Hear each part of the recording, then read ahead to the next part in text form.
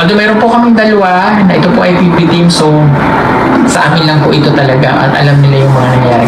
Si PB team natin na si Dogs TV at si Marites Dudes, yan, ito naman po ay pinsan ko, so wala pong problema. Kamag-anak namin, so second cousin. So alam nila po yung nag-istorya at ito'y matagal na rin sa amin. So yun lang yung pinapayagan namin. The rest wala na kami pinapayagan. Respect na. Hi mga kadudes, Kapugong Biyahero, muling nagbabalik, Marites Dudes TV. Kamusta po kayo mga kadudes, mga kababayan dyan? Muli po, ang isang reactionist po ni Pugong Biyahero. At yun nga po, dahil nga po tayo nag-reaction ngayon dahil si Sir Paul Pugong Biyahero po ay umuwi ng Mindoro sa probinsya po dahil magpe-fiesta. So umuwi po yung kanyang pamilya doon at binisita niya din. Siyempre may bahay po si Sir Paul doon na pinagawa noon. So babalikan lang po natin, baliktanaw lang po tayo sa lugar kung saan lumaki ang ating Pugong Biyahero. So ngayon ipapasili po ni Sir Paul, ni Pugong Biyahero. Ito po ay 2 years ago pa po 2 years ago pa po itong video na to. So ipapasilip ko lang dun sa mga bago, sa mga hindi pa po nakakapanood kasi natabunan na ito. So matagal na po. So ipapasilip ko lang po uli ngayon, gagawin po natin ng reaction. So panoorin po natin. And for today's vlog, ay share ko po sa inyo itong araw na pinakamahalaga rin sa akin. Ngayon pong araw na ito, December 28, ay gaganapin ang ribbon cutting ng aking pinagawang bahay. So ito po yung nakita nyo sa vlog ni Renz. So by this time, share ko naman sa inyo itong bahay ko at ang paghahanda sa aking house blessing. December pala siya nagpa-house blessing. 2 years ago. Wow! Yan po yung bahay ni Sir Paul sa Occidental, Mindoro. Barangay Borol po.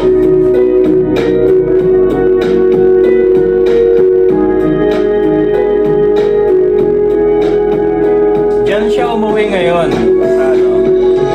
Pipiesta po kasi sa amin ngayon. Kaya yan. Pinasilip ko lang ulit. 2 years ago na po yan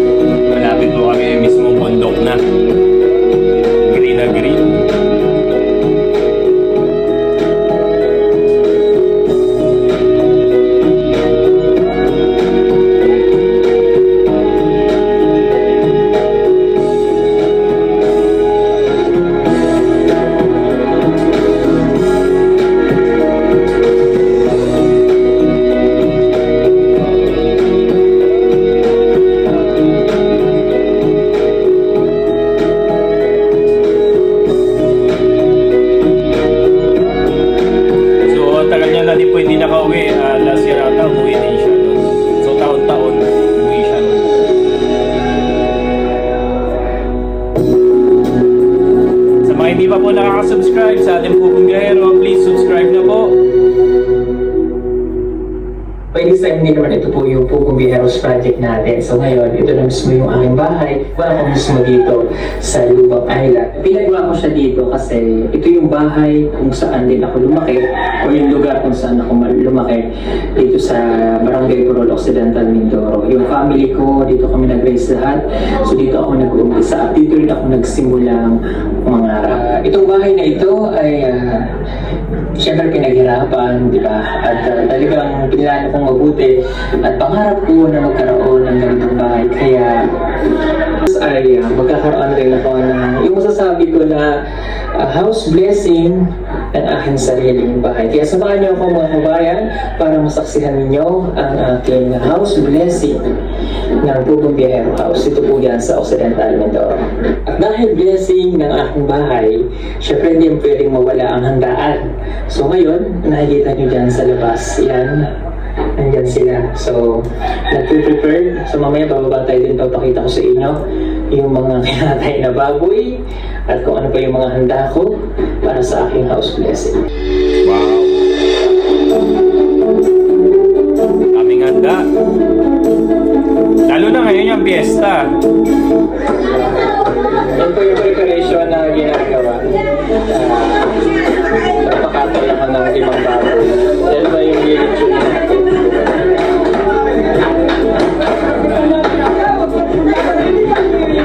Ano, kayo po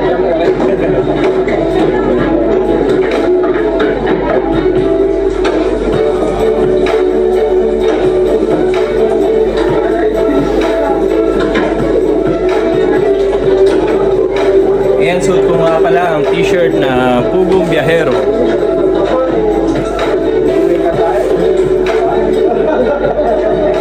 Ganyan po sa amin sa probinsya, tulong-tulong po sa pagluluto.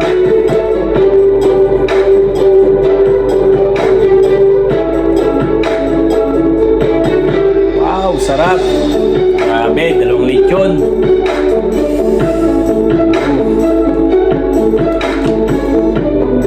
Dami, batya-batya ah. Anak-anak ng Espiritu Santo, mag-ari nawa ang kapayapaan sa tahanan ito at sa mga lalaki. Mga kapatid, rin at makinig sa banal na salita ng Diyos nang makintab sa ating puso at diwa ang aral na gamayan ng mag-anak sa kanilang buhay. Sumayin niyo ang pagpapahayag ng mabuting. Ayan na, nag-cut na siya. Ayan yung si Anchak Living po. Nanay ni Sir Paul. Ayan.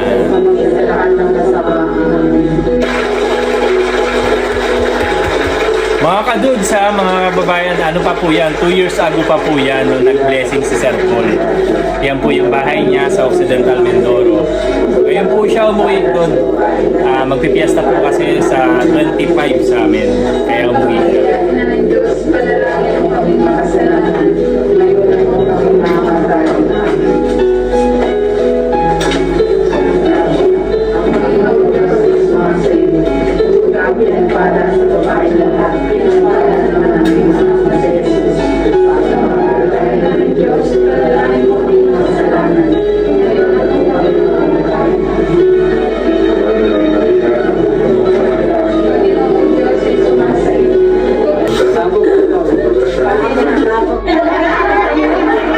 Nakasabog na ng pera.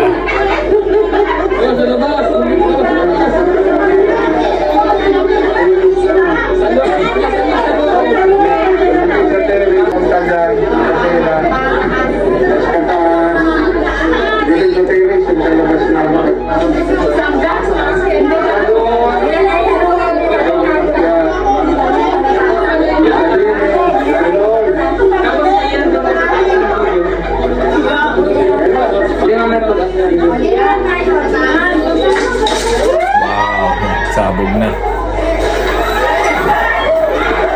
Maraming tao sa baba, oh. Pati yung nagluluto, eh. May sako na. Sako na yung dala, eh. Ayan po ang probinsya ni Sir Paul, Pugong Biyahero. Ayan, diyan po siya umuwi. Ayan, nasa Mindoro po siya ngayon.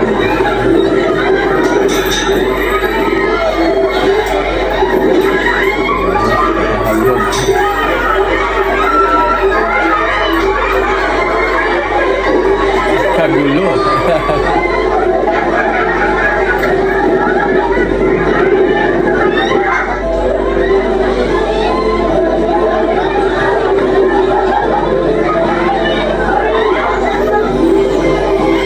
Wow, pati papel oh. Oh, pinanabog. Grabe naman yun. Papel na yung sinabog, di ng barya. Ang dami yung mga dahil sa baba. Ah, lumipad na. Sayang naman yung iba. Lumipad.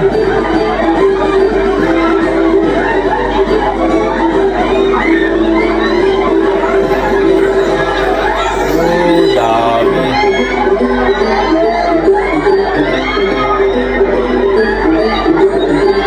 Kagulo eh.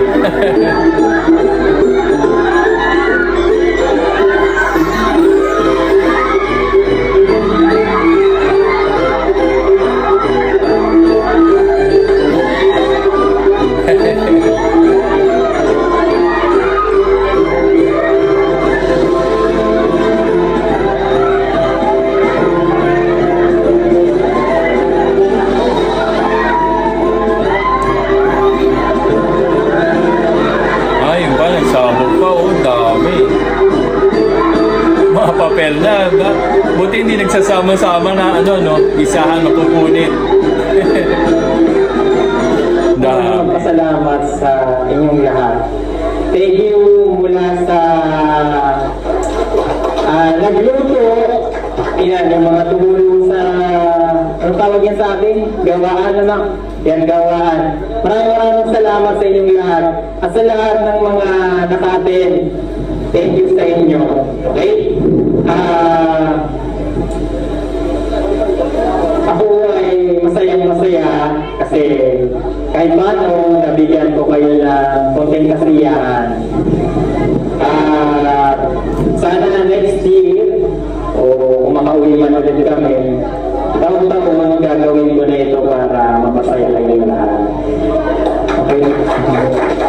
Yan, nagtatanong bakit, so para makilala nyo na rin akong lahat, bakit purong biyahero yung aking pangalan? Pero hindi naman talaga yung aking pangalan. Purong biyahero, kasalanan ko na yung tsauna. Ayan. Okay. Pinangalan niya sa akin yun, bata pa daw ako. So yung tumatak sa isip ko, every time na magkikita-kita kami magkakamag-anak, ang tawag nila sa akin Pugong. So hanggang sa lumaki ako, hindi ko na yun nalimutan. So, yun yung simula na tinawag akong Pugong Biyahero. Yung biyahero, dinagdag ko na lang yun kasi mahilig akong magbiyahe. Ngayon, kaya pinagsama ko siya, Pugong Biyahero. So, nagsimula akong mag-vlog. Kaya tinawag siyang Pugong Biyahero. Kung saan kami bumiyahe, doon kami naghahanap ng pwedeng matulungan. No? Maswerte yung mga kabataan ngayon kasi doon sa mga napupuntahan ko, mas mahirap pa yung dinadanas nila kaysa sa inyo. Kaya kung makapanood nyo yung vlog ko, kung bakit doon ako nagbablog at hindi dito sa atin, kasi maswerte pa din tayo. Bakit? Nakapag-aral kayo. Yung mga tinutulungan ko, di sila nakapag-aral. Walang bahay. Kayo, ibig mga tao dito, may bahay. Di ba? Malaki na yung pinagbago ng barangay natin, compare dati. Alam niyo yan. Pag-uwi kami dito noon, hirap ang tao. Pero ngayon, hindi na hirap. Kaya masaya. Masaya kasi nakapag-aral na. Ay, mahirap tayo. Darating yung araw na hindi man binigay ng ibang tao sa atin o kamag-anak, palaging may Diyos na laging gagabay sa atin.